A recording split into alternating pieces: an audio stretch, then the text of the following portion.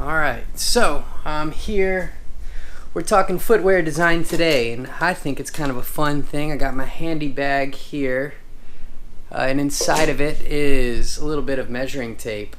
And honestly, this one's kind of a fun one because nobody's gonna like your shoes if they don't fit right or they buy the wrong size. So we tend to have a lot of questions over and over and over. Do they fit true to size? Are they this? Are they that? And frankly, every brand has their own fitting. There's brands that are on par with other brands, and I'm going to try and put this whole thing to rest with this little program using measuring tape and seeing if we can hone in on it.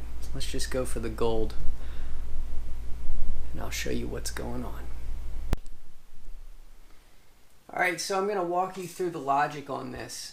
I think it's safe to kind of caveat or kind of give a little bit of context to sizing. It's a mystery to even to me at this point. I know that most footwear brands create their centimeter sizes, which are used, not so much. Like the UK will use UK sizing, European sizing, and you have centimeters, and obviously you have US based sizing.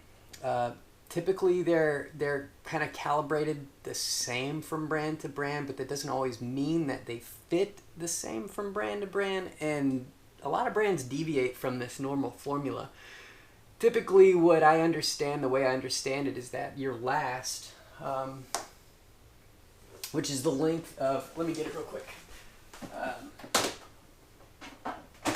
is a certain length, and you derive your centimeter measurements, which is basically like if your last is 250 millimeters, then the centimeters might measure about a centimeter less or maybe even more to accommodate what's actually printed on the shoe. So if this was a 250 millimeter last, then a lot of brands would just call that 240 or 235 millimeters, or 23 or 24 centimeters, and print that on the size tag of the shoe.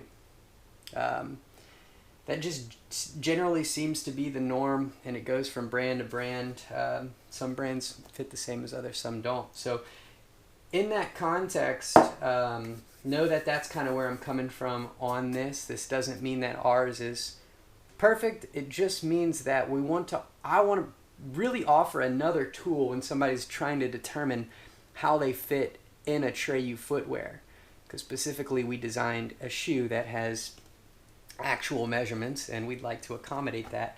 So I'm just going to add another layer of that. So hope y'all enjoy this little tutorial.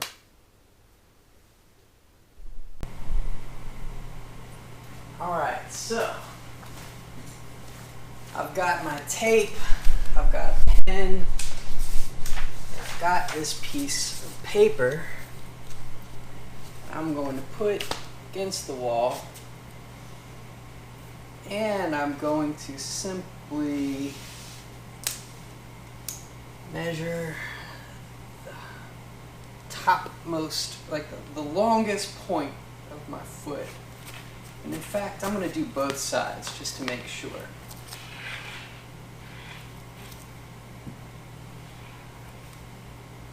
Well, both of my feet are about the same size. Typically one person has a size that's longer than the other. In this case, I'd go for the longer one. Looks like my right foot is about, 2 or 3 millimeters shorter max.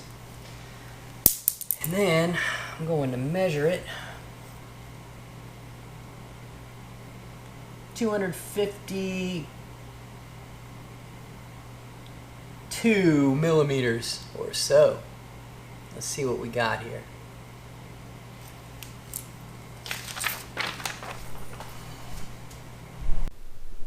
Alright, so I'm just thinking this all through, and I want to create a system where people can actually measure their foot so they will know that the volume inside of the shoe will accommodate their foot size.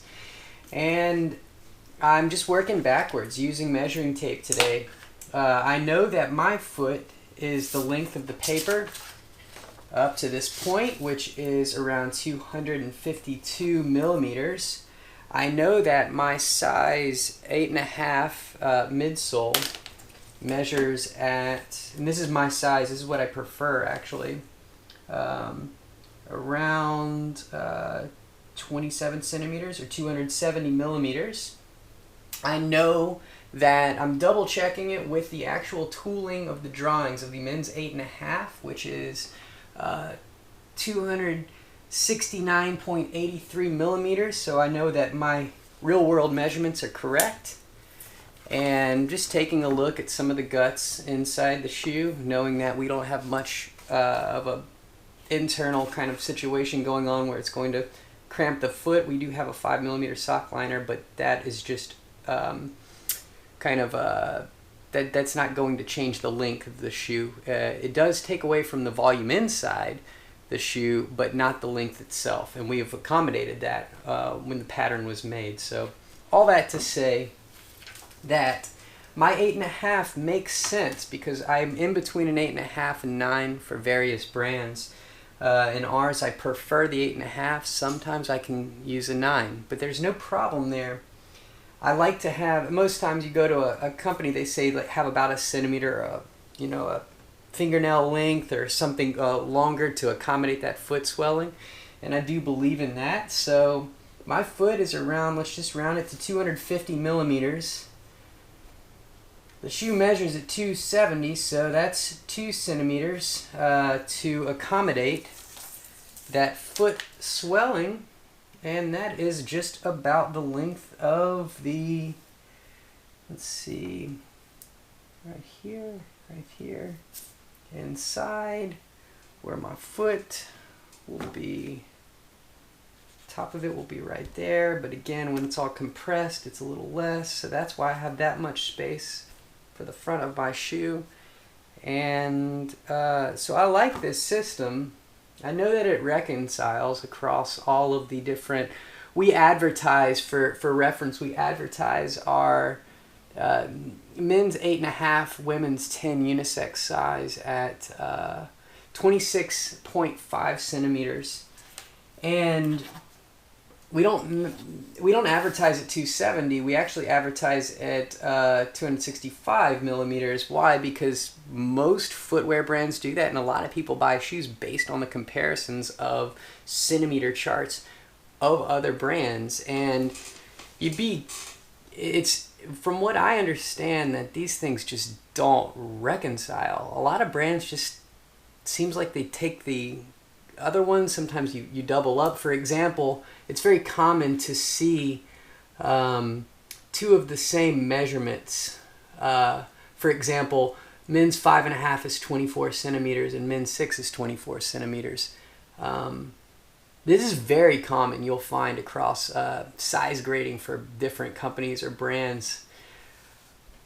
I think that we can do a little bit of a different job. Maybe people can reference this because we know that we're on the true to size / aggressive in some cases, but a lot of people just wear their shoes too small. And if they're wearing their shoes too small in one brand, and that brand typically fits larger than other brands, when they go to ours, it's going to feel much too small. It's just a very, very kind of tricky thing to be an e-commerce brand, ship somebody their shoes, then get them back. It's just wildly inefficient. So I was hoping that we could also, in addition to our size chart, incorporate a little instruction, like step 1, get a piece of paper, a pen, and some measuring tape or a ruler, measure your foot, and then get that number, and then compare it to our size chart, and we could then recommend a specific size. Like, so for, in my case, if you're 250 centimeters, then you would translate into about a men's 8.5 or a men's 9, depending on how you like your shoes to fit. And then those centimeter would, the length of those would correspond to the extra volume that's accommodated, or the length that's accommodated. We'll see how it works. All that talking just to say that I think something that we could advise people to do would be really fun. All right, that wraps up the doesn't matter how good your shoe design is if nobody can find the right size to fit them. we'll see if this works. Everything's a work in progress. Adios for now.